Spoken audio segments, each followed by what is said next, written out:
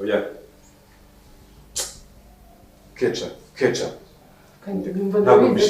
mbishaka genda nabonye reka nanjye mbere gutya tubiganire wamfashije ko ukamva imbere ko keca wamfashije ukamva imbere ibyo bintu ushaka ntabwo mbishaka urumva igihe nzabishakira nzakubwira ndabizi ko uri bubishaka ntabwo ndi bubishaka mva imbere rero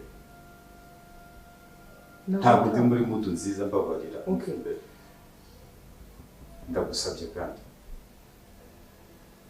genda mbitekerezeho kuko mbishaka mva imbere ndagusabye ntabwo nongera kuvuga ko tugumane nkaho nahari basi ubitekereze ko ushaka biranihuye ntabwo mbishaka